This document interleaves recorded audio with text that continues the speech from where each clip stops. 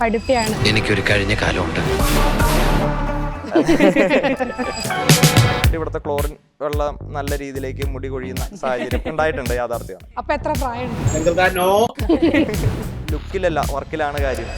42 വയസ്സുള്ള വിദേശത്ത് ഭാര്യയും 2 മക്കളുമായി ജീവിക്കുന്ന യുവാവിനെ നൂലിൽ കെട്ടി KPCC ഇറക്കിയിരിക്കുന്നു.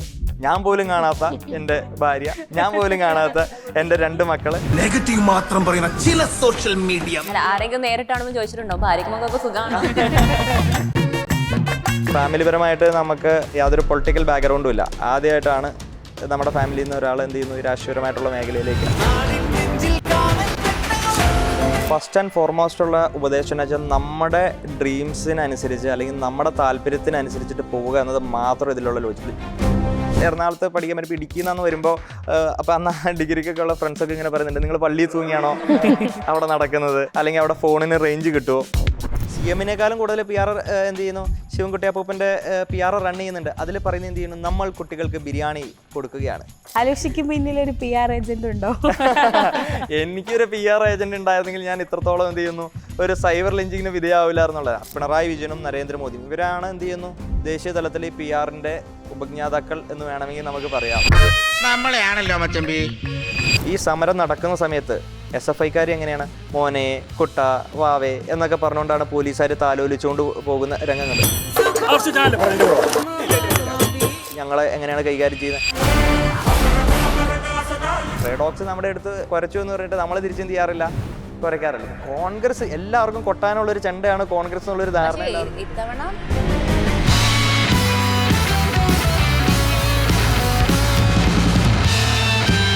ഡോക്ടറാണ്, ഡോക്ടർ അലോഷ്യസ് സേവ്യർ, PhD സാമ്പത്തിക ശാസ്ത്രത്തിൽ ആയിരുന്നല്ലേ? തീർച്ചയായിട്ടും സാമ്പത്തിക ശാസ്ത്രത്തിൽ ഇപ്പോൾ കഴിഞ്ഞ 17-ാം തീയതി ആയിരുന്നു എൻ്റെ ഓപ്പൺ ഡിഫൻസ്, ഫെബ്രുവരി. ഇന്നലെ യൂണിവേഴ്സിറ്റി സിൻഡിക്കേറ്റ് കൂടി. അപ്പോൾ ഈ ഒരാഴ്ചക്കകം ഡോക്ടറേറ്റ് കിട്ടി. വളരെ സന്തോഷമായിട്ടിരിക്കുന്നു. ഓക്കെ. എങ്ങനെയാണ് ഈ പൊതുപ്രവർത്തനത്തിൻ്റെ ഇടയിൽ ഇതിനൊക്കെ സമയം കണ്ടെത്തുന്നത്, പഠിക്കാനൊക്കെ? അല്ല, എല്ലാവരും ചോദിക്കുന്നൊരു മെയിനായിട്ടുള്ള കാര്യമാണ്, എങ്ങനെ പൊതുപ്രവർത്തനത്തിനിടയ്ക്ക് നമ്മൾ ഈ പഠനം എങ്ങനെ മുന്നോട്ട് കൊണ്ടുപോകുന്നു. അത് ഞാൻ സ്കൂളിങ് മുതൽ ഞാൻ അത്യാവശ്യം ഈ കാര്യങ്ങളെ എല്ലാം ബാലൻസ് ചെയ്ത് കൊണ്ടുവരുന്ന ഒരാളാണ്. ഇപ്പോൾ പൊതുപ്രവർത്തനം എന്ന് പറയുന്നത് ഞാൻ എറണാകുളം തേവര കോളേജിൽ എത്തിയതിന് ശേഷമാണ് ഞാൻ പൊളിറ്റിക്സിൽ സജീവമായി തുടങ്ങുന്നത്. എനിക്ക് അതിനു മുമ്പ് യാതൊരു രീതിയിലേക്കുള്ള പൊളിറ്റിക്കൽ ബാക്ക്ഗ്രൗണ്ടോ അങ്ങനെയൊന്നും കാര്യങ്ങൾ ഉണ്ടായില്ലായിരുന്നു. പക്ഷേ അപ്പോൾ എന്ത് ചെയ്യുന്നു, പഠനം കൊണ്ടുപോകുന്നുണ്ട്, അതോടൊപ്പം തന്നെ പൊളിറ്റിക്കൽ ആക്ടിവിറ്റീസ്, മറ്റേ നമ്മുടെ പേഴ്സണൽ ആയിട്ടുള്ള കാര്യങ്ങൾ, നമ്മൾ ബിസിനസ്, മറ്റെല്ലാ കാര്യങ്ങളെയും സൈമിൾട്ടേനിയസ് ആയിട്ട് മാനേജ് ചെയ്ത് കൊണ്ടുപോകുന്നുണ്ട്. അപ്പം എല്ലാവരുടെയും ഒരു സംസാരം എന്താണെന്ന് വെച്ച് കഴിഞ്ഞാൽ, നമുക്ക് 2-3 കാര്യങ്ങളെ ഒരേപോലെ മാനേജ് ചെയ്ത് പോകാൻ പറ്റില്ല എന്നുള്ളൊരു ഇതാണ്. ഈ 5 വർഷത്തിനകം തന്നെ PhD പൂർത്തീകരിക്കണമെന്ന് ഞാനത് തുടങ്ങിയപ്പോൾ തന്നെ, ഞാൻ 2021-ലാണ് എൻ്റെ PhD സ്റ്റാർട്ട് ചെയ്യുന്നത്. 5 വർഷത്തിനകം തന്നെ തീർക്കണമെന്ന് കൃത്യമായിട്ടുള്ളൊരു പ്ലാനിങ് ഉണ്ടായിരുന്നു. അതിനനുസരിച്ച് ടൈമിനെ കറക്റ്റ് സ്ലോട്ടാക്കി തിരിച്ച് നന്നായി ബാലൻസ് ചെയ്ത് പോയത്. അപ്പോൾ ഈ മാർച്ചോട് കൂടിയിട്ട് PhD കരസ്ഥമാക്കാൻ പഠിപ്പിയാണ്. ഇല്ലില്ല, പഠിപ്പിന്ന് പറയാൻ പറ്റില്ല. കാരണം എന്താണെന്ന് വെച്ച് കഴിഞ്ഞാൽ ഞാൻ 10th വരെ ഞാൻ നന്നായിട്ട് പഠിച്ചുകൊണ്ടിരുന്നതാണ്. 10th കഴിഞ്ഞ് പിന്നെ ഒരു +1 +2 ആയപ്പോഴത്തേക്ക് നല്ല രീതിയിലേക്ക് ഉഴപ്പി. പിന്നെ ഡിഗ്രി ആയപ്പോൾ നന്നായിട്ട് പഠിച്ചു. പിന്നെ PG ആയപ്പോൾ ഉഴപ്പി. MPhil ആയപ്പോൾ അല്പം പഠിച്ചു. PhD ആയപ്പോൾ വീണ്ടും. അങ്ങനെ ഒരു അപ്സ് ആൻഡ് ഡൗൺസ് അങ്ങനെ ബാലൻസ് ചെയ്ത് കൊണ്ടുപോകുന്നതാണ്. എക്സ്ട്രോർഡിനറി പഠിപ്പി എന്നുള്ളത് പറയാൻ പറ്റത്തില്ല. പൊതുവെ ആൾക്കാർ ഇങ്ങനെ പറയാറുണ്ടല്ലോ, അതായത് നമ്മൾ ഡിഗ്രി ഒക്കെ കഴിഞ്ഞ് ഇനി ഒരു ഗ്യാപ്പ് വന്നു കഴിഞ്ഞാൽ PG ഒക്കെ എടുക്കുന്ന സമയത്തൊക്കെ ആൾക്കാർ ആ ഒരു ഫ്ലോ പോയി, പഠിക്കാനുള്ള ആ ഒരു സാധനം പോയി എന്നൊക്കെ പറയുന്നത് കേട്ടിട്ടുണ്ടല്ലോ. അല്ല, അതെന്താണെന്നറിയോ, അത് നമ്മളിപ്പോൾ സംഘടനാ പ്രവർത്തനമായിട്ട് നിൽക്കുമ്പോൾ, പ്രത്യേകിച്ചും വിദ്യാർത്ഥി സംഘടനാ പ്രവർത്തനമായിട്ട് നിൽക്കുമ്പോൾ സ്റ്റുഡൻ്റ് ആയിരിക്കണം എന്നുള്ളൊരു നിർബന്ധമുണ്ട്. ഇപ്പോൾ KUSHനെ സംബന്ധിച്ചിടത്തോളം സ്റ്റുഡൻ്റ് ആയിരിക്കണം എന്നുള്ളൊരിതുണ്ട്. അപ്പോൾ അതുകൊണ്ട് ഇപ്പോൾ നമ്മൾ നോക്കുന്ന ഇപ്പോൾ ഡിഗ്രി അല്ലെങ്കിൽ PG കഴിഞ്ഞിട്ട് പല ആളുകൾ LLB ആണ് സാധാരണ എടുക്കുന്നത്. 3 വർഷം, അത് കഴിഞ്ഞിട്ട് ചിലപ്പോൾ LLM എടുക്കും. അപ്പോൾ നമ്മുടെ ഒരു സ്റ്റുഡൻറ്റ് ലൈഫ് മെയിൻറ്റെയിൻ ചെയ്യാൻ വേണ്ടിയിട്ട്. അപ്പോൾ ഞാൻ സ്വാഭാവികമായിട്ട് ഞാൻ ചിന്തിച്ച് കഴിഞ്ഞപ്പോൾ ഡിഗ്രി കഴിഞ്ഞതിന് ശേഷം LLBക്ക് പോകാനാണ് ഞാൻ ആദ്യം പ്ലാൻ ചെയ്തിരുന്നത്. പക്ഷെ പിന്നെ ഞാൻ തീരുമാനിച്ചു, എല്ലാവരും LLBക്കാണ്, രാഷ്ട്രീയ മേഖലയിലുള്ള എല്ലാവരും അഡ്വക്കേറ്റ് എന്ന് പറഞ്ഞു. അപ്പോൾ അതിൽ നിന്ന് സം കൈൻഡ് ഓഫ് ഒരു ഡിഫറൻസ് ഉണ്ടാവണം. ഒരു ഡോക്ടറേറ്റ് ഉള്ള ആളുകൾ വളരെ പരിമിതമാണ്. ഞാനന്ന് PhD ഒക്കെ തുടങ്ങുന്ന ടൈം, അല്ലെങ്കിൽ PG MPhil ഒക്കെ കഴിയുന്ന സമയത്ത്. അപ്പോൾ അതുകൊണ്ട് എന്ത് ചെയ്യുന്നു, PhD എടുക്കണം. പിന്നെ എനിക്ക് സ്വാഭാവികമായിട്ട് എനിക്ക് സബ്ജക്റ്റ് നല്ല ഇഷ്ടമാണ്. എക്കണോമിക്സ് എനിക്ക് നല്ല ഇഷ്ടമുള്ളൊരു സബ്ജക്റ്റാണ്. അപ്പം അതുകൊണ്ട് നമുക്കൊരു രാഷ്ട്രീയത്തോടൊപ്പം പഠനവും മാനേജ് ചെയ്യാൻ പറ്റുമെന്ന് ഒരു മോഡൽ കാണിച്ചു കൊടുത്തെങ്കിലാണല്ലോ ബാക്കിയുള്ള അത് കാര്യമുള്ളൂ. അല്ലാതെ നമ്മൾ എൻ്റെ financial inclusion of tribal communities, ഞാൻ ഇടുക്കിയിൽ നിന്നാണ്, എൻ്റെ വീട് ഇടുക്കിയാണ്, ഇടുക്കി അടിമാലിയാണ് എൻ്റെ വീട്.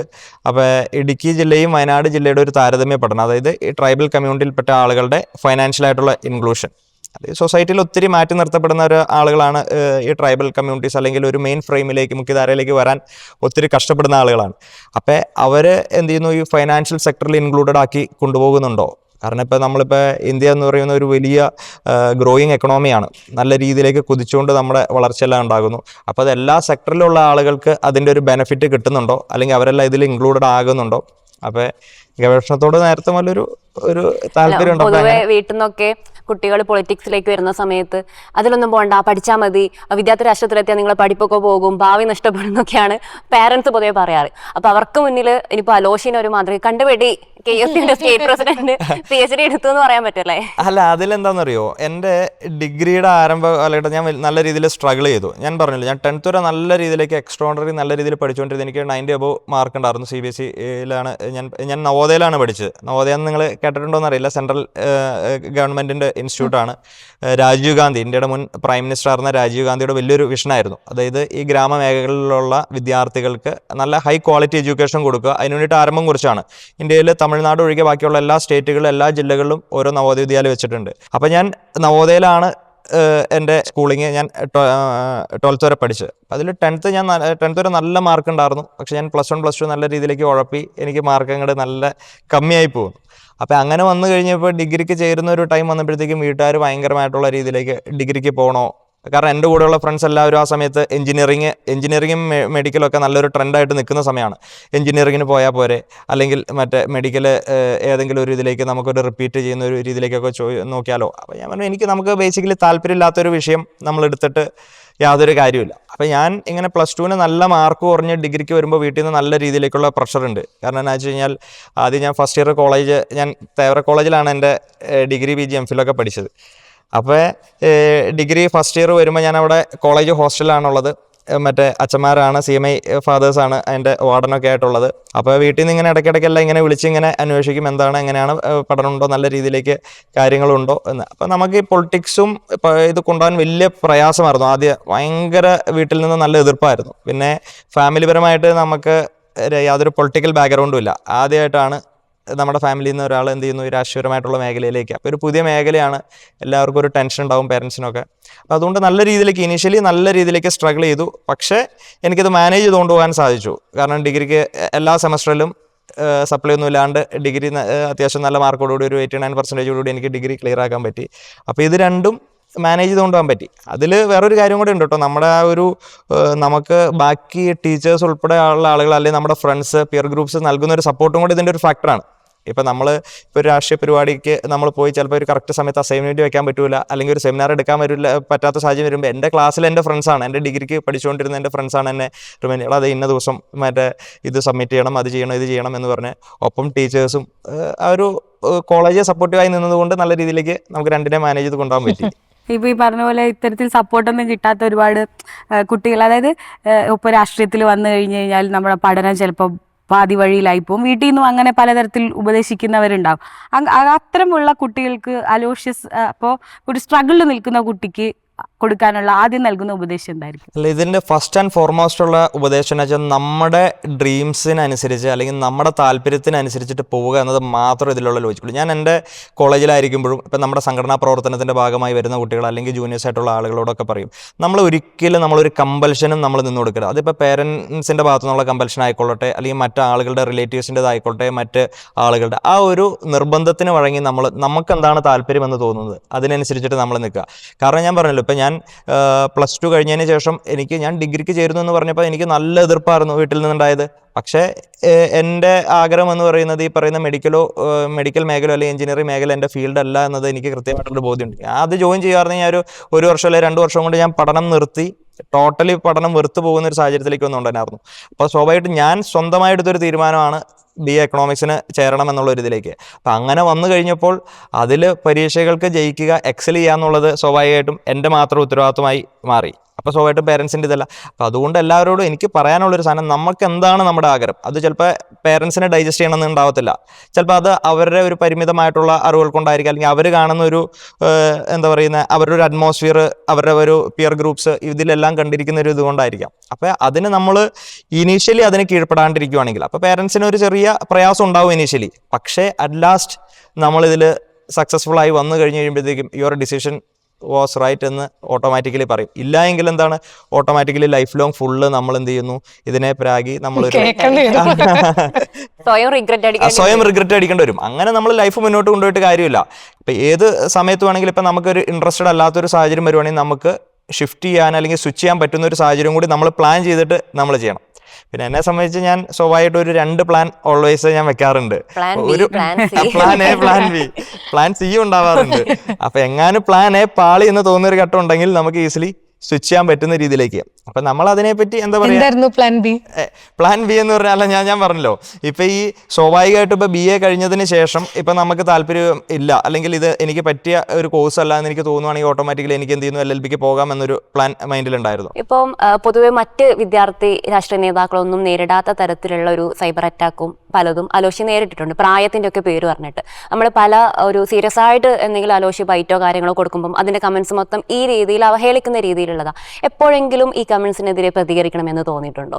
അല്ല, ഞാൻ സ്വാഭാവികമായിട്ട് ഞാൻ ആദ്യം പറഞ്ഞു, ഞാൻ ഇടുക്കി ജില്ലയിൽ നിന്നാണ് വരുന്നത്. ഇടുക്കി ജില്ലയിൽ ഒരു ശരാശരി ഒരു കർഷക കുടുംബത്തിൽ നിന്നാണ് ഞാൻ വരുന്നത്. അപ്പം ഞാനൊരു ഞങ്ങളുടെ ഒരു ജീവിച്ചു വന്ന സാഹചര്യം, അല്ലെങ്കിൽ അവിടുത്തെ ഒരു മൊത്തത്തിലൊരു പരിസ്ഥിതി എന്ന് പറഞ്ഞു കഴിഞ്ഞാൽ നമ്മൾ ഓവർ ഒരു ബ്യൂട്ടി കോൺഷ്യസ് ആവാത്ത, അല്ലെങ്കിൽ എന്താ പറയുക, നമ്മൾ ഇതിനൊന്നും ഗ്രൂമിങ്ങിനൊന്നും വലിയ പ്രാധാന്യം കൊടുക്കാത്ത, നമ്മളൊരു നോർമൽ ഒരു ശരാശരി രീതിയിലേക്ക് ജീവിതം മുന്നോട്ട് കൊണ്ടുപോകണം, നല്ല രീതിയിലേക്ക് പഠിക്കണം, രക്ഷപ്പെടണം, മറ്റേ സമ്പാദ്യം ഉണ്ടാക്കണം, അങ്ങനെ നല്ല രീതിയിലേക്ക് പോകണം എന്നുള്ളൊരു ഇതിലേക്കാണ്. അപ്പം ഞാൻ ഇടുക്കിയിൽ നിന്ന് എറണാകുളത്തേക്ക് സ്വിച്ച്. അപ്പം ഞങ്ങളൊക്കെ എറണാകുളത്ത് പഠിക്കാൻ വരുമ്പോൾ ഇടുക്കിയിൽ നിന്ന് വരുമ്പോൾ അപ്പം അന്ന് ഡിഗ്രിക്കൊക്കെ ഉള്ള ഫ്രണ്ട്സൊക്കെ ഇങ്ങനെ പറയുന്നുണ്ട്, നിങ്ങൾ പള്ളിയിൽ തൂങ്ങിയാണോ അവിടെ നടക്കുന്നത്, അല്ലെങ്കിൽ അവിടെ ഫോണിന് റേഞ്ച് കിട്ടുമോ.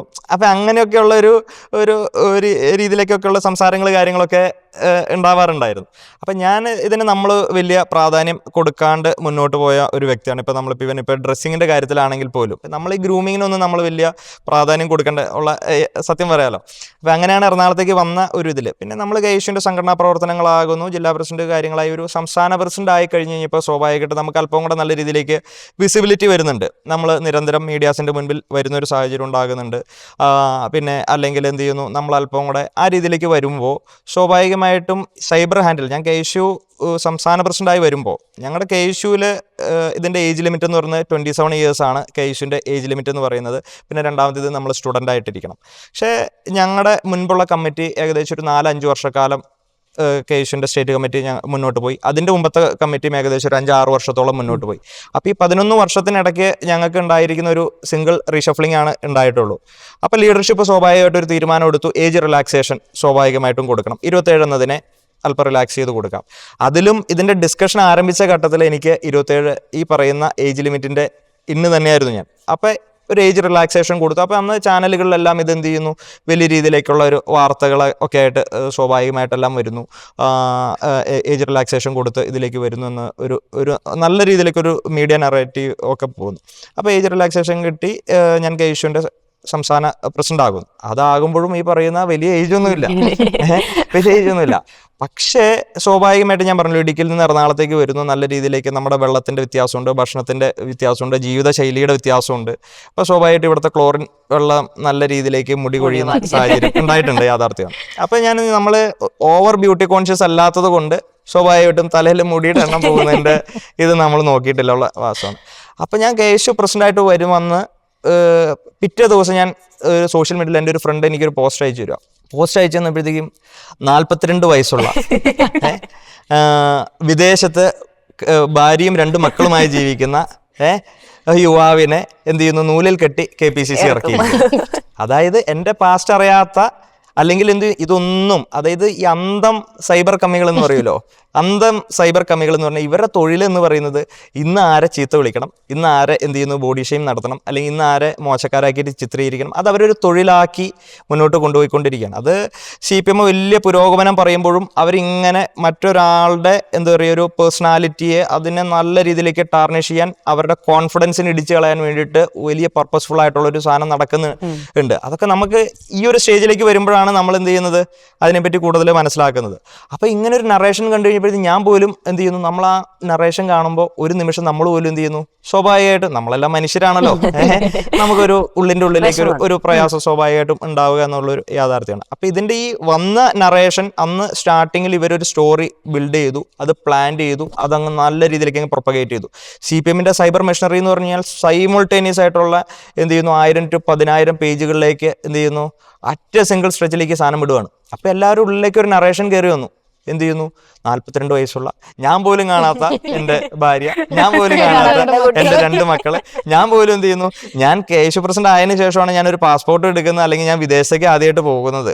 അതിനു മുമ്പ് ഞാൻ മറ്റേ ഇന്ത്യക്ക് പുറത്തേക്ക് ഞാൻ പോയിട്ടില്ല.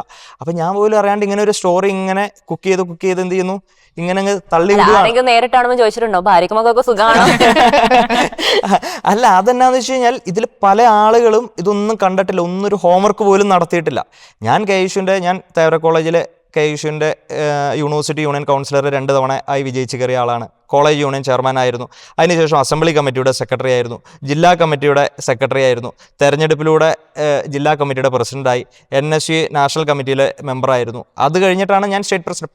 പടിപടിയായിട്ടാണ് എൻ്റെ പൊളിറ്റിക്കൽ ഗ്രോത്ത് എന്ന് പറയുന്നത്. അപ്പോൾ നൂലിൽ കെട്ടി ഒരു നിമിഷം ഇറക്കി എന്ന് പറയുമ്പോൾ ഇവരൊക്കെ എന്ത് ഹോംവർക്ക് എടുത്തിട്ടാണ് അതിൻ്റെ കോൺഫിഡൻസ് ഇടിച്ച് കളയാൻ വേണ്ടി തന്നെ നടന്ന ഒരു പ്രൊപ്പഗാൻഡ ആയിരുന്നു അത്. ആ പ്രൊപ്പഗാൻഡയിൽ ഒരു പരിധിക്ക് അപ്പുറം അവരെന്ത് ചെയ്യുന്നു, സക്സസ്ഫുൾ ആയി. പക്ഷേ അതുകൊണ്ടാണ് ഇപ്പോൾ ഉണ്ടാകുന്ന എല്ലാ കമന്റിലും എന്ത് ചെയ്യുന്നു, ഞാൻ ഈ രീതിയിലേക്ക് വരുന്നത്. പക്ഷെ ഇപ്പൊ ഞാൻ എന്ത് ചെയ്തു, അത് അവര് അതായത് നമ്മളെന്ത് ചെയ്യും, നമ്മളിപ്പോൾ ഒരു സ്ട്രീറ്റിൽ കൂടെ നടക്കുമ്പോൾ ഇപ്പൊ സ്ട്രേ ഡോഗ്സ് ഉണ്ടാവും. സ്ട്രേ ഡോഗ്സ് നമ്മുടെ അടുത്ത് എന്ത് ചെയ്യുന്നു, കുരച്ചു എന്ന് പറഞ്ഞിട്ട് നമ്മൾ തിരിച്ചെന്ത് ചെയ്യാറില്ല, കുറയ്ക്കാറില്ല. ഞാൻ ആ ഒരു കാരണം എന്താണെന്ന് വെച്ചാൽ ഞാൻ അത്രയും അമാന്യമായിട്ടുള്ള രീതിയിലേക്ക് സംസാരിക്കണമെന്ന് ഞാൻ ഒരിക്കലും കരുതുന്നല്ല, ചിന്തിക്കുന്ന ആളല്ല. അപ്പൊ ഈ സോഷ്യൽ മീഡിയ ഒരാളുടെ ഇന്റഗ്രിറ്റിയെ തകർക്കുന്ന, അല്ലെങ്കിൽ ഒരാളെ പേഴ്സണലി എന്ത് ചെയ്യുന്നു ടാർഗറ്റ് ചെയ്യുന്നു, ഒരു തന്നെ നശിപ്പിക്കണമെന്ന് തീരുമാനിക്കുകയാണെങ്കിൽ ഒരു 10 സൈബർ വെട്ടുകളി കൂട്ടം വിചാരിച്ചിട്ട് എന്തും ചെയ്യാമെന്നുള്ള ഒരു ഇതാണ്. അപ്പം അത് സ്വാഭാവികമായിട്ട് ഓരോ ആളുകളെ ഇങ്ങനെ ബാധിക്കാറുണ്ട്. എന്നെയും നല്ല രീതിയിൽ ബാധിച്ചിരുന്നു initially. But right now I am okay with that. അവർ whatever they wish to speak about me, let them do. അപ്പൊ എത്ര പ്രായമുണ്ട്? അല്ല, ഞാനിപ്പോൾ 31 ഇയേഴ്സ് എനിക്ക് ഏജ്. ഞാൻ പറഞ്ഞു ഞാൻ 27 ആയിരുന്നു ഞങ്ങളുടെ ഇതിൻ്റെ ഏജ് ലിമിറ്റ്. 28ലാണ് ഞാൻ KUSHUവിൻ്റെ സംസ്ഥാന പ്രസിഡന്റായിട്ട് ഞാൻ വരുന്നത്. എനിക്ക് 31 ഇയേഴ്സ് ഓഫ് ഏജ് എനിക്കുണ്ട് as of now. ഇപ്പം സൈബർ സ്പേസിനെ കുറിച്ച് പറഞ്ഞല്ലോ, ഇപ്പോഴത്തെ LDF അനുഭാവികളാണ് നിങ്ങൾക്കെതിരെ ഈ രീതിയിൽ സൈബർ അറ്റാക്കുകൾ നടത്തുന്നതെന്ന് പറഞ്ഞല്ലോ. പക്ഷെ അതേ സമയത്ത് തന്നെ CPM-ന്റെ വനിതാ നേതാക്കളെയും അവിടെ വരുന്നിട്ടുള്ള ഇപ്പം റഹീം ആണെങ്കിലും സ്വരാജ് ആണെങ്കിലും ഒക്കെ പലപ്പോഴും ഈ രീതിയിൽ വ്യക്തി അധിക്ഷേപങ്ങൾക്ക് വിധേയരായിട്ടുള്ള ആളുകളാണ്. സ്ത്രീകളെടുത്ത് നോക്കുകയാണെങ്കിൽ അതിൽ ഒരുപാട് നേതാക്കൾ അധിക്ഷേപങ്ങൾക്ക് വിധേയമാണ്. ഇപ്പം വീണ ജോർജ് പോലും ഈ റീസെൻ്റ്ലി ഉള്ള ഇഷ്യൂസിന്റെ പേരിൽ ഒരുപാട് രീതിയിൽ വ്യക്തി അധിക്ഷേപങ്ങൾ നേരിടുന്നുണ്ട്. അപ്പോൾ ഈ ഒരു ആക്രമണം, പരസ്പരം അങ്ങോട്ടുമുള്ള സൈബർ ആക്രമണം ഒരു ജനാധിപത്യ വ്യവസ്ഥയിലോട്ടും ഭൂഷണമായിട്ടുള്ള കാര്യമല്ല. സൈബർ ആക്രമണം എന്ന് പറയുമ്പോൾ ഇപ്പോൾ CPM-കാരായിട്ടുള്ള ആളുകൾ അവരുടെ ഒരു ധാരണയുണ്ട്, അവർ വലിയ പ്രിവിലേജ്ഡ് ആയിട്ടുള്ള ആളുകളാണ്, അവരാരും വിമർശിക്കാൻ പാടില്ല, അവർ ചെയ്യുന്നതെല്ലാം. അതായത് മറ്റേ ഈ തദ്ദേശ തെരഞ്ഞെടുപ്പിൻ്റെ കാര്യമായിട്ട് ബന്ധപ്പെട്ട് ഒരാളൊരു സ്റ്റേറ്റ്മെൻറ്റ് നടത്തിയത് ഞാനിങ്ങനെ ഓർക്കുന്നുണ്ട്. CPM-മാരെ തോറ്റു എന്ന് അവരെ പറഞ്ഞ് മനസ്സിലാക്കുന്നതാണ് ഏറ്റവും വലിയ പ്രയാസം. അതേപോലെ അവരൊരു തെറ്റ് ചെയ്തു കഴിഞ്ഞാൽ അത് തെറ്റാണെന്ന് അവരെന്ത് വന്നു കഴിഞ്ഞാലും അംഗീകരിക്കത്തില്ല. അപ്പോൾ സ്വാഭാവികമായിട്ടുള്ള വിമർശനങ്ങൾ, അത് ക്രിയാത്മകമായിട്ടുള്ള വിമർശനങ്ങൾ, പോസിറ്റീവായിട്ടുള്ള വിമർശനങ്ങൾ ഇതില്ല. അല്ലാതെ ഒരാളുടെ അച്ഛനെ വിളിക്കുന്നു, അമ്മയ്ക്ക് വിളിക്കുന്നു, അല്ലെങ്കിൽ എന്ത് ചെയ്യുന്നു അതേപോലെ വളരെ എന്താ പറയുക ഒരു അബ്സേർഡായിട്ടുള്ള രീതിയിലേക്കുള്ള, അല്ലെങ്കിൽ എന്ത് ചെയ്യുന്നു വളരെ ബാർബറിക് ആയിട്ടുള്ള രീതിയിലേക്കുള്ള കമൻസ്, ഇതിനൊന്നും അത് ഏത് പാർട്ടി അതിനെ മുന്നിട്ടിറങ്ങിക്കഴിഞ്ഞാലും നല്ലതല്ല എന്നുള്ളൊരു അഭിപ്രായക്കാരനാണ്. അതിൻ്റെ മുഖ്യമായിട്ടുള്ള കാരണം ഈ ഒരു കൾച്ചറിന് തുടക്കം കുറിച്ചത് CPM-ആണ്, CPM സൈബർ ഹാൻഡിലുകളാണ്, അവർ തന്നെയാണ്. കോൺഗ്രസ് പർപ്പസ്ഫുള്ളി അവർ ആർക്കും ഒരു നിർദ്ദേശം നൽകി. കോൺഗ്രസ്സിൽ എനിക്ക് വ്യക്തമായിട്ട് അറിയാം, കോൺഗ്രസ് ഒരിക്കലും ലീഡർഷിപ്പ് ഒരു നിർദ്ദേശം നൽകിക്കൊണ്ട് നിങ്ങൾ എന്ത് ചെയ്യുന്നു you go and attack dum എന്ന് ഒരാളുടെ അടുത്തും പറയില്ല. എവിടെയെങ്കിലും നമ്മൾ ഇതേപോലെ ഏതെങ്കിലും ഒരു KUSHUവിൻ്റെ പ്രവർത്തകൻ അല്ലെങ്കിൽ കോൺഗ്രസുമായി ബന്ധപ്പെട്ട് ആളുകൾ മോശമായിട്ടുള്ളൊരു കമൻറ്റ് ഇട്ട് കഴിയുമ്പോഴത്തേക്ക് ലീഡർഷിപ്പ് പറയും അത് ശരിയല്ല, that's not good, it's not fair. നമ്മൾ ആരോടാണ് സംസാരിക്കുന്നത്, എസ്പെഷ്യലി ഒരു സ്ത്രീയോട് കൂടിയിട്ടാണെങ്കിൽ അവരെന്ത് ചെയ്യുന്നു, അവരുടെ അഭിമാനം ഉയർത്തിപ്പിടിക്കുന്ന രീതിയിലേക്ക് നമ്മൾ സംസാരിക്കണം എന്ന രീതിയിലേക്കെല്ലാം പറയുന്നുണ്ട്. ഒരു പർപ്പസ്ഫുള്ളി നമ്മുടെ ഒരു മെക്കാനിസം അങ്ങനെയില്ല. പിന്നെ വെൽ പ്ലാൻഡ് ആയിട്ടുള്ള ഓർഗനൈസ്ഡ് ആയിട്ടുള്ള ഒരു സൈബർ വിങ് ഇതിന് വേണ്ടിയിട്ട് നമുക്ക് വർക്കും ചെയ്യുന്നില്ല. ഈ ഫേക്ക് നറേഷൻ ബിൽഡപ്പ് ചെയ്യാൻ വേണ്ടിയിട്ട്, അല്ലെങ്കിൽ ഇതേപോലെ മറ്റേ എന്താ പറയുക കമൻറ്റിങ്ങിന് വേണ്ടിയിട്ട്. പക്ഷേ CPM-നെ സംബന്ധിച്ചിടത്തോളം they have a very clear cut machinery. അതായത് നുണ ഉൽപ്പാദിപ്പിക്കുന്ന ഫാക്ടറി എന്ന് പറയുന്നത് CPM-ൽ. അത് എല്ലാ തലത്തിലും, അത് പണ്ട് കാലഘട്ടം തുടങ്ങിയിട്ടുണ്ട്. അവരതിൽ എന്ത് ചെയ്യുന്നു, അവരുടെ ഒരു കണ്ടിന്യൂറ്റി മെയിൻറ്റെയിൻ ചെയ്തിട്ടുണ്ടെന്നുള്ള ഇതിലാണ്. ഇപ്പം എന്നാന്ന് വെച്ച് കഴിഞ്ഞാൽ പണ്ട് പത്രങ്ങൾ മാത്രം ഉണ്ടായിരുന്ന കാലഘട്ടത്ത് എന്ത് ചെയ്യുന്നു, ഇവരുടെ പത്രങ്ങൾ കേന്ദ്രീകരിച്ച്, ദേശാഭിമാനി കേന്ദ്രീകരിച്ച് ഇത്തരത്തിലൊക്കെയുള്ള നുണ ഫാക്ടറികളുണ്ട്. അതുപോലെ തന്നെ ചാനൽ വരുമ്പോൾ, കൈരളി ചാനൽ വരുമ്പോൾ സ്വാഭാവികമായിട്ടും അത് ഉണ്ട്. ഇപ്പോൾ സോഷ്യൽ മീഡിയ വലിയ രീതിയിലേക്കുള്ള ഇവരുടെ ഒരു മെഷീനറി വർക്കൗട്ട് ചെയ്യുന്നുണ്ട്. ഞാൻ പറഞ്ഞു അതിൻ്റെ ഏറ്റവും വലിയൊരു ഏരിയയാണ് ഞാൻ ഉൾപ്പെടെ പേഴ്സണൽ അറ്റാക്ക്. അത് സ്ത്രീകളെന്നല്ല, പുരുഷന്മാരെന്നല്ല, കുട്ടികളെന്നല്ല, ആരെയും അറ്റാക്ക് ചെയ്യുന്നത് നല്ലതല്ല എന്ന ഒരു വ്യക്തിപരമായിട്ടുള്ള അഭിപ്രായമാണ് എനിക്കുള്ളത്. കഴിഞ്ഞ ദിവസം മുഖ്യമന്ത്രിന്റെയും മോഹൻലാലിന്റെയും ഇന്റർവ്യൂ കണ്ടിരുന്നോ? അല്ല, ഇന്റർവ്യൂ ഫുള്ളായിട്ട് കാണുന്നുണ്ടായിരുന്നു. സത്യം പറഞ്ഞാൽ ഈ 2-3 ദിവസമായിട്ട് നല്ല രീതിയിലേക്ക് തിരക്കായതുകൊണ്ട് എനിക്കത് ഫുള്ള് കാണാൻ സാധിച്ചില്ല. പിന്നെ ഇത് ബേസിക്കലി ഒരു PR എക്സർസൈസ് ആയിരിക്കും. PR എന്ന് പറയുന്ന സമയത്ത് ഇപ്പോൾ KSRTC അതിനകത്ത് പരസ്യം ഒട്ടിക്കുന്നത്, പിന്നെ മുഖ്യമന്ത്രിന്റെ സർക്കാർ ജീവനക്കാരുടെ മൊബൈൽ വാട്സാപ്പിലേക്ക് മെസ്സേജ് വരുന്നത്, അങ്ങനെ ഒരു തരത്തിൽ അത് വലിയ PR നടക്കുകയാണ്. അത് PR ആണെന്നുള്ള വിമർശനം ഒരു സൈഡിലുണ്ടെങ്കിൽ വേറൊരു സൈഡിൽ അതിനൊരു ബ്യൂട്ടിഫുൾ ആണ്, അതിൻ്റെ ഒരു ഭംഗി എന്നുള്ള രീതിയിൽ വേറൊരു സൈഡിലും അതിന്റെ പ്രചാരണങ്ങൾ നടക്കുന്നുണ്ട്. ശരിക്കും PR-കളൊക്കെ കൊണ്ട് കാര്യം ഉണ്ടാവോ? അല്ല, ഇതിലെന്താണെന്നറിയോ, സ്വാഭാവികമായിട്ടും പണ്ട് കാലഘട്ടത്ത്, അതായത് ഇപ്പോൾ എനിക്ക് തോന്നുന്നു ഒരു 10 വർഷത്തിനകമാണ് ഈ ഒരു PR-ന്റെ ട്രെൻഡ് ശരിക്കും പറഞ്ഞാൽ വന്നത്. അതിക്ക് മുമ്പ് what ever the government is doing, എന്താണ് അതിനെ ഗ്ലോറിഫൈ ചെയ്തുകൊണ്ട് സ്വാഭാവികമായിട്ടും ആ കാലഘട്ടത്തിൻ്റെതായിട്ടുള്ള രീതിയിലേക്ക് ഇതിൽ റിയാലിറ്റിയും എല്ലാം കാണിക്കുന്ന ഒരു സത്യം, അല്ലെങ്കിൽ എന്ത് ചെയ്യുന്നു, ഒരു ട്രൂത്തിനൊരു വിലയുള്ള രീതിയിലേക്കായിരുന്നു കാര്യങ്ങൾ ചെയ്തുകൊണ്ടിരുന്നത്. ഇപ്പോൾ PR എന്ന് പറഞ്ഞിട്ട് എന്ത് ചെയ്യുന്നു, എത്ര മോശമായിട്ടുള്ള ഒരാളെയും വെളുപ്പിക്കാൻ വേണ്ടിയിട്ടുള്ള ഒരു ടൂളായിട്ട് PR എന്ന് പറയുന്ന അതൊരു ബിസിനസ്സായി, അതായത് ക്രോർസ് ആൻഡ് ക്രോസ് ഏൺ ചെയ്യുന്ന ഒരു ബിസിനസ്സായിട്ട് എന്ത് ചെയ്യുന്നു, PR മാറിയിട്ടുണ്ട്. ഇപ്പോൾ മുഖ്യമന്ത്രിയെ സംബന്ധിച്ചിടത്തോളം ഇപ്പോൾ അദ്ദേഹം എന്ത് ചെയ്യുന്നു, മോഹൻലാലായിട്ട് ഇൻ്റർവ്യൂ എടുത്തു, നല്ല കാര്യം. അദ്ദേഹം കേരളത്തിൻ്റെ ചീഫ് മിനിസ്റ്ററിൽ അദ്ദേഹത്തിന് നടത്താലോ, മമ്മൂട്ടിയായിട്ട് നടത്താലോ, ആരായിട്ട് നടത്തട്ടെ. പക്ഷേ അതിൽ വരുന്നത് എന്താണ്, ഗ്ലോറിഫൈ ചെയ്യേണ്ട എലമെൻറ്റ്സ് മാത്രമേ വരുന്നുള്ളൂ. ഈ നാട്ടിലെ ആളുകളുടെ പൊള്ളുന്ന ജീവിത യാഥാർത്ഥ്യങ്ങളെപ്പറ്റി കൃത്യമായിട്ടുള്ള ഒരു ചർച്ചകൾ അതിലേക്ക് ഉണ്ടാകുന്നില്ല. ഏതെങ്കിലും വേദികൾ ഉണ്ടാകുന്നുണ്ടോ? ഇപ്പോൾ ഈ KSRTC ബസ്സുകൾ കേരളം മുഴുവൻ എന്ത് ചെയ്യുന്നു, ഇവർ കോടാനുകോടി രൂപ മുടക്കുകയാണ്. ഇപ്പോൾ അറൗണ്ട് 300 crores മുകളിൽ ഞാൻ മനസ്സിലാക്കുന്ന KSFE-യും കിഫ്ബിയും സംതിങ് കണ്ടാണ് സർക്കാരിൻ്റെ പ്രൊമോഷൻ ഇടുകയാണ്. അത് കോടിക്കണക്കിന് രൂപ നമ്മുടെ പൊതുഖജനാവ് എന്ന് പറഞ്ഞ് ഞാനും നിങ്ങളും എല്ലാം നമ്മൾ ഓരോ സാധനങ്ങൾ മേടിക്കുമ്പോൾ നമ്മൾ കൊടുക്കുന്ന ടാക്സ്, അല്ലെങ്കിൽ നമ്മൾ തൊഴിലെടുക്കുമ്പോൾ നമ്മൾ കൊടുക്കുന്ന നമ്മുടെ ഇൻകം ടാക്സ്, അല്ലെങ്കിൽ നമ്മൾ ബിസിനസ് ചെയ്യുമ്പോൾ നമ്മൾ അതിൽ നിന്ന് കിട്ടുന്ന പ്രോഫിറ്റിൽ നിന്ന് നമ്മൾ കൊടുക്കുന്ന ടാക്സ്, ഇതെല്ലാം വന്ന് പൂളാവുന്നത് എവിടെയാണ്? ഗവൺമെൻറ്റിൻ്റെ അടുത്താണ്. Various forms of tax. അത് ഈ നാട്ടിലെ മുഴുവൻ ജനങ്ങൾക്കും ഗുണകരമായിട്ട് ഉപയോഗിക്കേണ്ട പണമാണല്ലോ. അത് അവരെ ഗ്ലോറിഫൈ ചെയ്യാൻ വേണ്ടിയിട്ട് actually what is happening there, purely എന്ത് ചെയ്യുന്നു, glorifying the government or the party or the front LDF. അവരെ ഗ്ലോറിഫൈ ചെയ്യുമ്പോൾ ഓട്ടോമാറ്റിക്കലി ഇവർക്ക് ഇവരുടെ പാർട്ടി ഫണ്ടിൽ നിന്ന് എടുത്തൂടെ? കോടിക്കണക്കിന് രൂപ ഇവർ എന്ത് ചെയ്യുന്നു, പല കാര്യങ്ങളും കൊണ്ട് പാർട്ടി ഫണ്ട് വിരിക്കുന്നുണ്ടല്ലോ, അത് ഉപയോഗിച്ചുകൊണ്ട്. എന്തുകൊണ്ട് സാധാരണക്കാരന് ഉപയോഗപ്പെടേണ്ട പണം ഈ PR-ന് വേണ്ടിയിട്ട് ഇത് ചെയ്യുന്നു? അത് ഒരിക്കലും നമുക്ക് തെരഞ്ഞെടുപ്പ് അടുക്കുന്ന സമയത്ത് ഭരിക്കുന്ന പാർട്ടി ഏതാണോ ഈ രീതിയിൽ, ഇപ്പൊ മുമ്പ് ഉമ്മൻചാണ്ടിയും മോഹൻലാലും തമ്മിലുള്ള ഇരുവർ എന്നുള്ള പേര് തന്നെ ഇന്റർവ്യൂ വന്നിട്ടുണ്ട്. ഇപ്പൊ KSRTC ബസ്സുകൾ പണ്ടും പരസ്യത്തിന് ഉപയോഗിച്ചിട്ടുണ്ട്. അപ്പൊ അതൊരു ഭരണപക്ഷ എപ്പോഴും ചെയ്യുന്ന ഒരു രീതിയല്ല. അല്ല, ഭരണപക്ഷത്തിന് സ്വാഭാവികമായിട്ട് ഉപയോഗിക്കാനുള്ള അവകാശമുണ്ട്, നിയമപരമായിട്ടുള്ള അതിൻ്റെ എല്ലാ എന്ത് ചെയ്യുന്നു, അവരത് അനുവദിക്കുന്നുണ്ട്. പക്ഷെ അതിൻ്റെ പ്രശ്നം എവിടെയാണ്? There should be A limit. ആ ലിമിറ്റ് എന്ന് പറയുന്നത് ത്രൂ ഔട്ട് എന്തോരം കോടിക്കണക്കിന് രൂപ, അതായത് കേരളത്തിൻ്റെ സാമ്പത്തിക സ്ഥിതി നമ്മൾ എടുത്തു കഴിഞ്ഞാൽ one of the worst economic കണ്ടീഷൻസിലേക്ക് കേരളം പോയിക്കൊണ്ടിരിക്കുകയാണ്. അതായത് ഈ പിണറായി വിജയൻ്റെ ഗവൺമെൻറ് കേരളത്തിൽ അധികാരത്തിലേറുമ്പോൾ നമ്മുടെ പൊതുകടം എന്ന് പറഞ്ഞാൽ 1.5 ലക്ഷം കോടി രൂപയുടെ അടുത്തുണ്ടായിരുന്നു. ഇപ്പോൾ 6 lakh crores അടുത്ത് എത്തിയിരിക്കുന്നു. അതായത് ശരാശരി ജനിക്കുന്ന അല്ലെങ്കിൽ ജനിക്കാൻ പോകുന്ന ഒരു കുട്ടി 1.5 ലക്ഷം രൂപയ്ക്ക് മുകളിൽ എന്താണ് കടക്കാരനായിട്ട് ജനിക്കുകയാണ്. അപ്പോൾ വലിയ പ്രതിസന്ധിയിലേക്ക് നമ്മൾക്ക് കിട്ടുന്ന ഈ റവന്യൂ, സർക്കാരിന് കിട്ടുന്ന വരുമാനം ആകെ ഈ പറയുന്ന പെൻഷൻ കൊടുക്കാനും അല്ലെങ്കിൽ കഷ്ടിച്ച് ശമ്പളം കൊടുക്കാനും മാത്രമേ തികയുന്നുള്ളൂ. അപ്പോൾ എന്ത് ചെയ്യുന്നു, വേറെ വികസന പ്രവർത്തനത്തിന് എന്ത് ചെയ്യുന്നില്ല, പണമില്ല. നമ്മൾ എന്താ ചെയ്യുന്നത്? കിഫ്ബി വഴി അല്ലെങ്കിൽ മറ്റേ രീതിയിലേക്ക് എന്ത് ചെയ്യുന്നു, പുറമേൽ നിന്ന് നമ്മൾ കോടിക്കണക്കിന് രൂപ എന്ത് ചെയ്യുകയാണ്, നമ്മൾ കടമെടുക്കുകയാണ് ചെയ്യുന്നത്. കടമെടുക്കുമ്പോഴും one day we should have to repay that money, അതിൻ്റെ ഇൻട്രസ്റ്റ്. അപ്പോൾ സ്വാഭാവികമായിട്ടും we should have to wisely, നമ്മളത് വൈസ്ലി നമ്മൾ ആ പണത്തെ ഉപയോഗപ്പെടുത്തണ്ടേ. അല്ലാതെ പൊതു ഖജനാവാണ് ആർക്കും എന്തും കാണിക്കാമെന്ന് പറഞ്ഞുകൊണ്ട്. ഞാൻ പറയട്ടെ, ഈ പിണറായി വിജയൻ്റെ ക്ലിഫ് ഹൗസിലെ തൊഴുത്ത് മോടി പിടിപ്പിക്കാൻ വേണ്ടി എത്ര 55 ലക്ഷം 60 ലക്ഷം രൂപയെങ്ങാണ്ട്, കറക്റ്റ് ഫിഗർ ഞാൻ ഓർക്കുന്നില്ല. ഞാൻ ചോദിക്കുന്നത് what is the relevance of that? ഇത് സാധാരണക്കാരനായിട്ടുള്ള ആളിൻ്റെ അല്ലെങ്കിൽ അവർക്ക് ഉപകാരപ്പെടേണ്ട ഒരു പണമല്ലേ? അപ്പോൾ ഏത് ഗവൺമെൻറ്റിനും ഒരു ലിമിറ്റ് ഉണ്ടാവണം. ആ ലിമിറ്റ് ക്രോസ് ചെയ്യുമ്പോഴാണ് ഇതിൻ്റെ ഒരു പ്രശ്നം. ഈ ഇന്റർവ്യൂവിന്റെ കാര്യം പറഞ്ഞല്ലോ, അതേപോലെ തന്നെ VD സതീശന്റെയും ജോയി മാത്യുവിന്റെയും ഇന്റർവ്യൂ ചിലപ്പോൾ വന്നേക്കാം, അല്ലെങ്കിൽ ധർമ്മജനുമായിട്ടുള്ള ഒരു ഇന്റർവ്യൂ വന്നേക്കാം എന്നുള്ള പലതരത്തിലുള്ള കളിയാക്കലുകൾ വരുന്നുണ്ട്. നിങ്ങളുടെ നേതാവ് ഇത്തരത്തിൽ ഏതെങ്കിലും ഒരു നടനുമായിട്ടോ മറ്റൊരു ഇന്റർവ്യൂ നടത്തണമെന്ന് ആഗ്രഹിക്കുന്നുണ്ടെങ്കിൽ ആരുമായിട്ടായിരിക്കും നടത്താൻ ഉദ്ദേശിക്കുക? അല്ല, അത് നമുക്ക് പറയാൻ പറ്റൂലല്ലോ. കാരണം ഇപ്പോൾ സ്വാഭാവികമായിട്ടും ഇപ്പം നമുക്ക് വൈഡ് റേഞ്ച് ഓഫ് ഓപ്ഷൻസ്. ഇപ്പം CM-നെ സംബന്ധിച്ചിടത്തോളം ഒരു സ്റ്റേറ്റിൻ്റെ ഹെഡ് ആണെന്നുള്ളത് കൊണ്ട് ഏത് പാർട്ടിയിൽപ്പെട്ട ഏത് പ്രത്യയശാസ്ത്രത്തിൽപ്പെട്ട ആളുകളുമായിട്ട് എന്ത് ചെയ്യും, സ്വാഭാവികമായിട്ട് നടത്താനുള്ള ഒരു ഓപ്ഷൻ ഉണ്ട്. They are ready for that. പക്ഷേ സ്വാഭാവികമായിട്ട് പ്രതിപക്ഷത്തിരിക്കുമ്പോൾ എസ്പെഷ്യലി ആളുകൾ എന്ത് ചെയ്യുന്നു, ഇപ്പോൾ അവരൊരു ചെറിയ ഡിസ്റ്റൻസ് എന്ത് ചെയ്യുന്നു, അതിൽ കീപ്പ് ചെയ്യുന്നുള്ളൊരു ഇതാണ്. അപ്പോൾ സ്വാഭാവികമായിട്ടും ഇറ്റ് ഡിപ്പെൻസ്. അത് എന്ത് ചെയ്യുന്നു, അത് നമുക്കൊരു കറക്റ്റ് ഇന്നൊരാളെന്ന് നമുക്ക് ഒരിക്കലും പറയാൻ പറ്റില്ല. എന്ത് മോഹൻലാലായിട്ട് വേണമെങ്കിൽ ഇൻ്റർവ്യൂ നടത്താലോ, മമ്മൂട്ടിയായിട്ട് നടത്താലോ, എക്സൈസ് ആരും. പക്ഷേ അവിടെ നമ്മൾ മനസ്സിലാക്കേണ്ട ഒരു കാര്യം എന്താണെന്ന് അറിയാം, ഇപ്പം നമ്മുടെ പാർട്ടിയിൽപ്പെട്ട ലീഡേഴ്സ് ഇപ്പോൾ ഒരു PR എക്സർസൈസ് നടത്തുന്നുണ്ട്, അല്ലെങ്കിൽ ആരെങ്കിലുമൊക്കെ ആയിട്ട് ഇൻ്റർവ്യൂ നടത്തുന്നുണ്ട്. ഇതുണ്ടെങ്കിൽ എന്ത് ചെയ്യുന്നു, ഒന്നില്ലെങ്കിൽ എന്ത് ചെയ്യുന്നു, പേഴ്സണൽ ഫണ്ടിങ്, അല്ലെങ്കിൽ എന്ത് ചെയ്യുന്നു, ഈ പാർട്ടി ആണ് അതിന് വേണ്ടിയിട്ട് പണം മുടക്കുന്നത്. അല്ലാതെ സർക്കാരിൻ്റെ ഈ നാട്ടുകാരുടെ പണം ഉപയോഗിച്ചുകൊണ്ടല്ല എന്ത് ചെയ്യുന്നത്, ഇവരാരും എന്ത് ചെയ്യുന്നു, ഇൻ്റർവ്യൂ നടത്തുവാണെങ്കിൽ നടത്തുന്നത്, അല്ലെങ്കിൽ അതേപോലെ തീരുമാനിക്കുന്നത്. ചിലപ്പോൾ എന്ത് ചെയ്യുന്നു, താല്പര്യം കൊണ്ടായിരിക്കാം, ഇഷ്ടം കൊണ്ട് ചെയ്യുന്നതൊക്കെ ഉണ്ടാകാം. അപ്പൊ നമുക്ക് അതിനെ രണ്ടിനെ നമ്മൾ താരതമ്യപ്പെടുത്തുന്നത്. അലക്ഷിക്ക് പിന്നിൽ ഒരു PR ഏജന്റ് ഉണ്ടോ?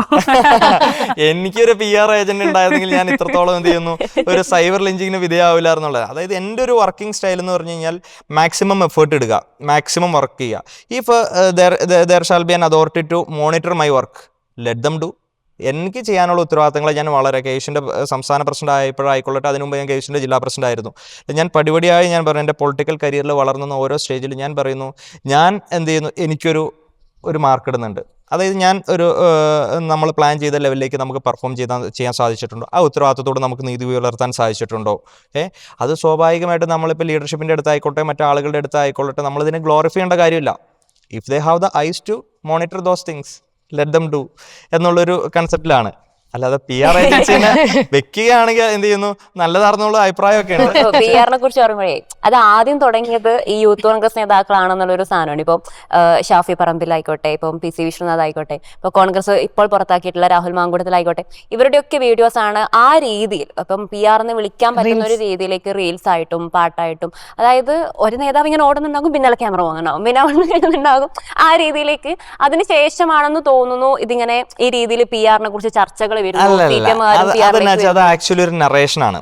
അതായത് CPM-കാർ ഇവരുടെ സ്ഥിരം പരിപാടികളുണ്ട്. ഇവർ എന്ത് ചെയ്യുന്നു, മറ്റേ ഈ പൂച്ച കണ്ണടച്ച് പാല് കുടിക്കുന്ന പോലെ ഇവരെല്ലാ കാര്യങ്ങളും ചെയ്യുകയും ചെയ്യും. എന്നിട്ട് എന്ത് ചെയ്യും, അത് മറ്റൊരാളുടെ തലയിലേക്ക് എടുത്ത് വയ്ക്കും. ഇത് ഇവരുടെ എന്ത് ചെയ്യുന്നു, കാലാകാലങ്ങളായിട്ടുള്ളൊരു ഇതാണ്. ഇത് കോൺഗ്രസ് നേതാക്കന്മാർ ഓവർ എന്ത് ചെയ്യുന്നു, PR ചെയ്യുന്നു, അല്ലെങ്കിൽ റിയൽ പൊളിറ്റിക്സ് ആണ് കാര്യങ്ങളാണ് എന്നുള്ള രീതിയിലേക്കൊക്കെ സംഭവങ്ങൾ പോകുന്നു. ഇതിൽ ഞാൻ ചോദിക്കട്ടെ, കോൺഗ്രസ്സിലെ ഒരു വലിയ യുവനിര ഓഫ് ലീഡേഴ്സ്, ഈ പറഞ്ഞ ഷാഫി പറമ്പിലായിക്കൊള്ളട്ടെ, അല്ലെങ്കിൽ PC വിശ്വനാഥ് ആയിക്കൊള്ളട്ടെ, മാത്യു കുഴൽനാടൻ ആയിക്കോട്ടെ, ഹൈബി ഉടനോ, റോജി എം ജോണോ, അങ്ങനെ ഏത് ലെവൽ ഓഫ് ലീഡേഴ്സിനെ എടുക്കുക, അവരെന്ത് ചെയ്യുന്നു, ഒരു ഗാലക്സി ഓഫ് ലീഡർഷിപ്പ് എന്ത് ചെയ്യുന്നു, ന്യൂ ലീഡർഷിപ്പ്. ഇപ്പോൾ ചാണ്ടി ഉമ്മൻ ഉൾപ്പെടെ എത്രയോ പുതുമുഖ അല്ലെങ്കിൽ എന്ത് ചെയ്യുന്നു, പുതിയ കാല ലീഡേഴ്സ് കോൺഗ്രസ് ഉണ്ട്. അപ്പോൾ സ്വാഭാവികമായിട്ടും CPM-ന് അതിൽ എന്ത് ചെയ്യുന്നു, സ്വാഭാവികമായിട്ടും ഒരു ചുരുക്കുണ്ടാവുക എന്നുള്ളൊരു യാഥാർത്ഥ്യമാണ്. അപ്പോൾ ഇവരെന്ത് ചെയ്യുന്നു, ഇവരോട് ആളുകൾ താല്പര്യമായിട്ട്, ഇവരാരും എന്ത് ചെയ്യുന്നു, പൈസ കൊടുത്ത ആളെ വെച്ചിട്ട് ചെയ്യുന്നതല്ലല്ലോ. സ്വാഭാവികമായിട്ടും അവരോട് താല്പര്യമുള്ള ആളുകൾ എന്ത് ചെയ്യുന്നു, അത് ചെയ്യാൻ വേണ്ടിയിട്ട് ഇത് വരുന്നു. അതിങ്ങനെ ഒരാൾ ചെയ്യുന്നത് കണ്ടിട്ട് വേറൊരാൾ ചെയ്യുന്നു, അതങ്ങനെ എന്ത് ചെയ്യുന്നു, ഇങ്ങനെ പ്രൊപ്പഗേറ്റ് ചെയ്ത് വരുന്നൊരു സാധനമാണ്. പിന്നെ സ്വാഭാവികമായിട്ടും ഞാൻ ചോദിക്കട്ടെ, കഴിഞ്ഞ 10 വർഷക്കാലമായിട്ട് ഞങ്ങൾ പ്രതിപക്ഷത്തിരിക്കുന്ന ഒരു പാർട്ടിയാണ്. മനസ്സിലായില്ലേ? നമ്മൾ സ്വാഭാവികമായിട്ടും ഈ സർക്കാരിൻ്റെ കൊള്ളരുതായ്മയെ തുറന്നു കാണിക്കുക, അതിൻ്റെ ഏതെല്ലാം ടൂളുകൾ മാധ്യമങ്ങൾ ഉപയോഗപ്പെടുത്താനുള്ള ഇത് നമ്മൾ ഉപയോഗപ്പെടുത്തണം. ഇപ്പോഴും നമ്മൾ പ്രിൻ്റഡ് പേപ്പറിനെ മാത്രം നമ്മൾ ആശ്രയിച്ചുകൊണ്ടിരുന്നിട്ട് കാര്യമുണ്ടോ? ഇല്ല. അപ്പോൾ കാലം മാറുന്നതിനനുസരിച്ച്, ഈ മീഡിയയുടെ ഒരു ട്രെൻഡ് മാറുന്നതിനനുസരിച്ചിട്ട് എന്ത് ചെയ്യണം, അതിൻ്റെ ഏതെല്ലാം മാധ്യമങ്ങളെ നമുക്ക് ഉപയോഗപ്പെടുത്തിക്കൊണ്ട് അവരുടെ കൊള്ളരുതായ്മകളെ തുറന്നു കാണിക്കുകയും നമ്മുടെ പ്ലസ് നമ്മൾ എന്ത് ചെയ്യുക, എടുത്ത് കാണിക്കുകയും ചെയ്യുക. അതാണ് ഇവർ ചെയ്തിട്ടുള്ളൂ ഓട്ടോമാറ്റിക്കലി. അല്ലാതെ അതൊരു നറേഷനാണ്. എന്താണ്, മറ്റേ കോൺഗ്രസ്സുകാരെല്ലാം വലിയ PR-ൻ്റെ ആളുകളാണ്, CPM-മാർ ഈ പറയുന്ന ആരും PR ചെയ്യുന്നില്ലായിരിക്കും. ഇത് ശരിക്കും 2016 ഇലക്ഷൻ്റെ സമയത്ത് പിണറായി വിജയൻ കേരളത്തിലേക്ക് അധികാരത്തിലേക്ക് കയറാൻ വേണ്ടിയിട്ട് എന്ത് ചെയ്യുന്നു, ഞങ്ങൾ വന്നാൽ എല്ലാം ശരിയാകുമെന്ന് പറഞ്ഞ് അതുപോലും ഒരു PR കമ്പനി അവർക്ക് കൊടുത്തൊരു ടാഗ് ലൈനാണ്. അപ്പോൾ ആ ഒരു ടൈം മുതലാണ് പി ആർ അതുപോലെ തന്നെ പിണറായി വിജയനും നരേന്ദ്രമോദിയും ഇവരാണ് എന്ത് ചെയ്യുന്നു ദേശീയ തലത്തിൽ ഈ PR ഉപജ്ഞാതാക്കൾ എന്ന് വേണമെങ്കിൽ നമുക്ക് പറയാം, ഫാദേഴ്സ് ഓഫ് എന്ത് ചെയ്യുന്നു PR എന്ന് വേണമെങ്കിൽ പറയാം. അത് വളരെ പ്ലാൻഡ് ആയിട്ടുള്ള ഞാൻ ചോദിക്കട്ടെ, ഈ പിണറായി വിജയൻ എന്ന് പറയുന്ന വ്യക്തി CM ആയി ഇതിന് ശേഷമാണ് ഇപ്പോൾ കോവിഡിൻ്റെ ആ സമയത്തൊക്കെയാണ് പതിയെ ആളുടെ ഒരു ഇമേജ് നല്ല രീതിയിലേക്ക് ബിൽഡപ്പ് ചെയ്തത്. അതിന് മുമ്പ് എന്ത് ചെയ്യുന്നു വളരെ മോശം ഇമേജ് ഉണ്ടായിരുന്ന ഒരാളായിരുന്നു. അതുപോലെ തന്നെ ഇപ്പോൾ നരേന്ദ്രമോദി ഈ പറയുന്ന ഗുജറാത്തിലെ ചീഫ് മിനിസ്റ്റർ ആയിരുന്ന സമയത്തുണ്ടായ വർഗീയ കലാപത്തിൻ്റെ ഒക്കെ പേരിൽ എന്ത് ചെയ്യുന്നു രാജ്യത്ത് അല്ലെങ്കിൽ ലോകത്ത് ഏറ്റവും വലിയ രീതിയിലേക്ക് ആളുകൾ എന്ത് ചെയ്യുന്നു ഒരു വെറുക്കപ്പെട്ട ഒരു ക്യാരക്ടറായിരുന്ന ഒരാളായിരുന്നു. PR എക്സർസൈസിലൂടെയാണ് എന്ത് ചെയ്യുന്നത് BJPയുടെ ഒരു ഫേസായി വന്നത്, NDAയുടെ ഒരു ഫേസായി വന്നത്, പ്രൈം മിനിസ്റ്റർ ആയിട്ട് വന്നത്. അപ്പം ഞാൻ പറഞ്ഞ PR they all are doing PR very well. ഞങ്ങൾ അത്രത്തോളം ഇല്ല. അലോഷി നേരത്തെ പറഞ്ഞല്ലോ ഒരുപാട് കോളേജുകൾ തിരിച്ചുപിടിച്ചു, യൂണിവേഴ്സിറ്റി തിരിച്ചുപിടിച്ചു. ഇപ്പൊ ഒരു ഭാഗത്ത് ഇപ്പൊ സൈലന്റ് ആണെന്ന്, ഇപ്പൊ അലോഷി സൈലന്റ് ആണ്, KC സൈലന്റ് ആണെന്ന് പറയുമ്പോഴും ഇപ്പുറത്തെ ഭാഗത്ത് ഒരുപാട് കോളേജുകൾ നിങ്ങൾ തിരിച്ചു പിടിച്ചിട്ടുണ്ട്. അപ്പോൾ സൈലന്റ് ആയി പണിയെടുക്കാന്നുള്ളതാണ് അതിലെന്നാ അറിയോ,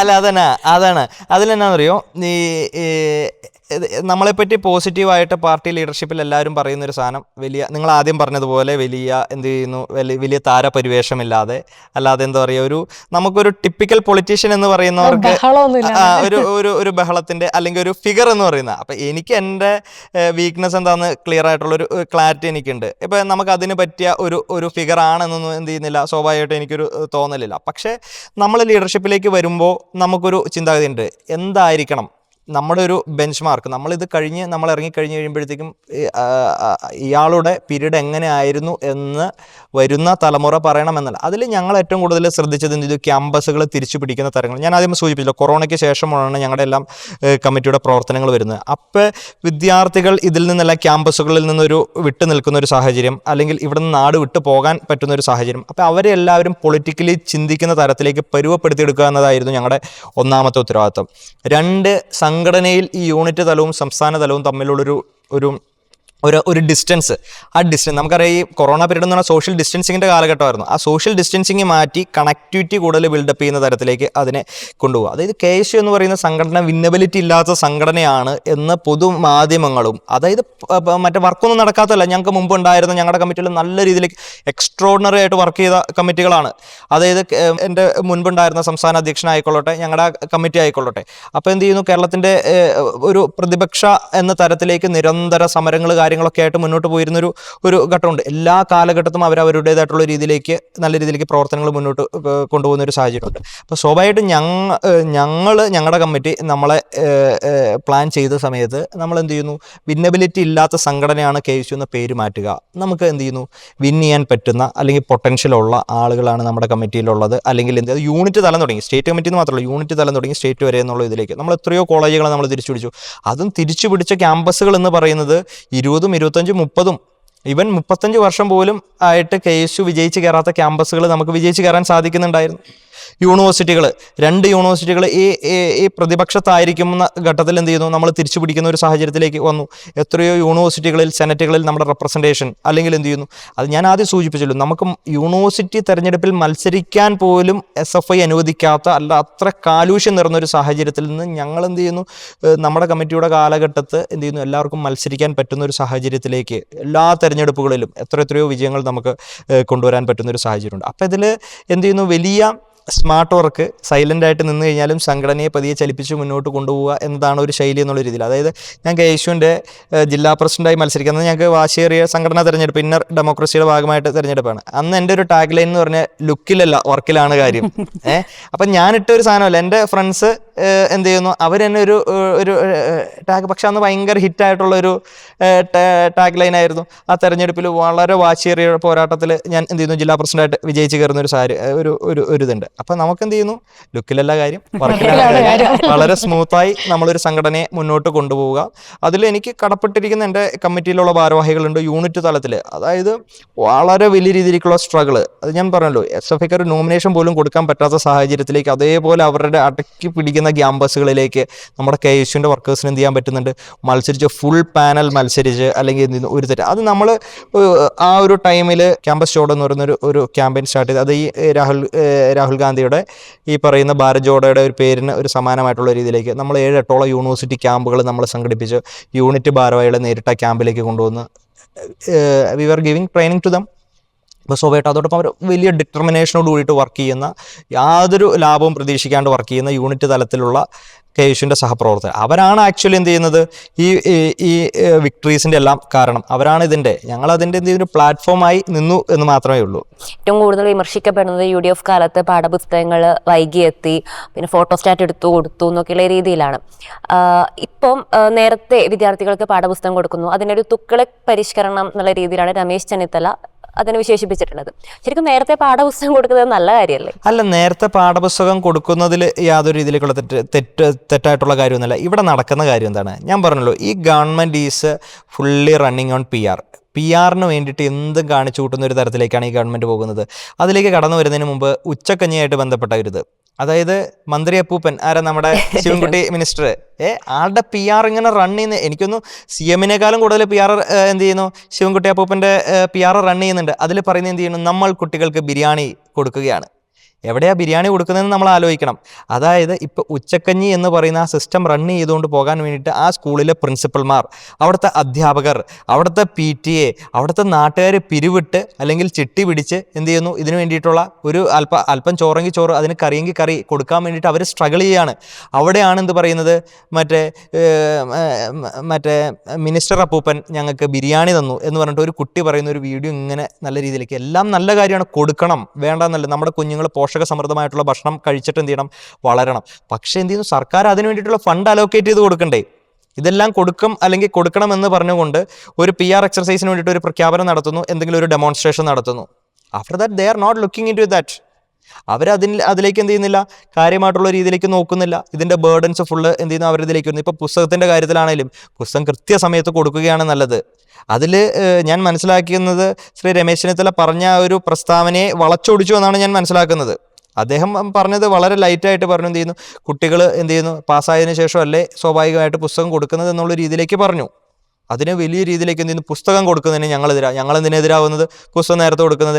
പിന്നെ UDF ഭരണകാലഘട്ടത്തിൽ ഈ പുസ്തകങ്ങളൊന്നും കൊടുത്തില്ല എന്നൊക്കെ പറയുന്നത് എത്രയോ ഈ ബാലിശ്യമായിട്ടുള്ള ആരോപണങ്ങളാണ്. 1-2 ചെറിയ മൈന്യൂട്ടായിട്ടുള്ള സാധനത്തെ അവർ ഫോക്കസ് ചെയ്ത് അല്ലെങ്കിൽ അതിനെത് വലിയ രീതിയിലേക്ക് പർവ്വതീകരിക്കുന്ന ഒരു സാഹചര്യമാണ് മുന്നോട്ട് ഇവർ നടത്തിക്കൊണ്ടിരിക്കുന്നത്. It is A part of propaganda, nothing more than that എന്നാണ് പറയാനുള്ളത്.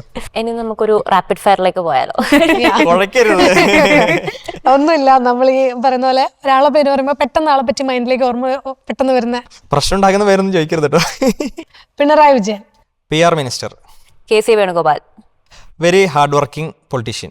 വെള്ളാപ്പള്ളി നടേശൻ, ഹീസ് എ എന്താ പറയുക, ഒരു അല്ല, അദ്ദേഹത്തെ പറ്റി പറയുകയാണെങ്കിൽ എന്ത് ചെയ്യുന്നു, ഒരു സാമുദായിക നേതാവാണ്. അതിനപ്പുറം എന്ത് ചെയ്യുന്നു, അല്ല, സാമുദായിക നേതാവ് എന്നുള്ള നിലയിൽ. പക്ഷേ അദ്ദേഹത്തിന്റെ മുൻഗാമികളായിട്ടുള്ള ആളുകൾ കാത്തു സൂക്ഷിച്ചിരുന്ന എന്താ പറയുക, ഒരു സം കൈൻഡ് ഓഫ് ഒരു ഇതുണ്ട്, ഒരു മതേതര മൂല്യങ്ങളുണ്ട്. അതിൽ നിന്നൊരു വ്യതിചലനം ഉണ്ടായിട്ടുണ്ടെന്നൊരു അഭിപ്രായമുണ്ട്. വി ശിവൻകുട്ടി എന്താ പറയുക, പ്യുവർലി അതിന് not suit for that particular job. V D Satheesan highly academic, നല്ല റീഡിംഗ് ഹാബിറ്റ് ഉള്ള ഒരു ലീഡറാണ്. Sivaprasad no comments. വസീഫ് അല്പം ജോളിയായിട്ടുള്ള ഒരു പൊളിറ്റീഷ്യനാണ്. But the statements right no അദ്ദേഹം നടത്തുന്നത് ഇറ്റ്സ് നോട്ട് ഗുഡ് എന്നൊരു അഭിപ്രായം. ആർഷോ എന്താ പറയുക, അതിനെപ്പറ്റി അഗ്രസീവാണ്, but at the same time അനാവശ്യമായിട്ടുള്ള പ്രതികരണങ്ങൾ നടത്തുന്ന ഒരു വ്യക്തി. നരേന്ദ്രമോദി ഒരിക്കലും നമുക്ക് അംഗീകരിക്കാൻ പറ്റില്ലാത്ത വലിയ രീതിയിലേക്കുള്ള വർഗീയ കലാപങ്ങൾക്ക് കോപ്പ് കൂട്ടുന്ന, ഈ രാജ്യത്തിൻ്റെ മതേതര സ്വഭാവങ്ങളെ തച്ചകർത്തുകൊണ്ട് മുന്നോട്ട് പോകുന്നൊരു വ്യക്തി. Rahul Gandhi very promising politician. അതായത് നമ്മുടെ ഒരു രാജ്യത്തിൻ്റെ ഹോപ്പായി അല്ലെങ്കിൽ നമുക്കുള്ളെല്ലാം വലിയ രീതിയിലേക്ക് നമുക്കൊരു പ്രതീക്ഷയാകുന്ന ഇന്ത്യയുടെ ഒരു മതേതര മുഖമാണ് രാഹുൽ ഗാന്ധി. എൻ്റെ കമ്മിറ്റി മെമ്പറാണ്, എൻ്റെ സ്റ്റേറ്റ് വൈസ് പ്രസിഡൻ്റാണ്. Very active lady. Veena George she is not suiting for that job.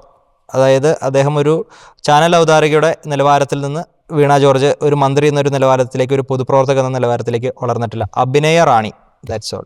Rajeev Chandrasekhar BJP president, സ്വാഭാവികമായിട്ടും he's a business man purely. K സുരേന്ദ്രനെ കുറിച്ച് പറയുകയാണെങ്കിൽ എന്ത് ചെയ്യുന്നു, വലിയ രീതിയിലേക്കുള്ള വിവാദ പരാമർശങ്ങൾ നിരന്തരം നടത്തുന്ന, ഈ പറയുന്ന ഞാൻ ആദ്യം പറഞ്ഞ വർഗീയത അറ്റ് ഇറ്റ്സ് പീക്കിലേക്ക് ആളിക്കത്തിക്കാൻ ശ്രമം നടത്തുന്ന ഒരു വ്യക്തി.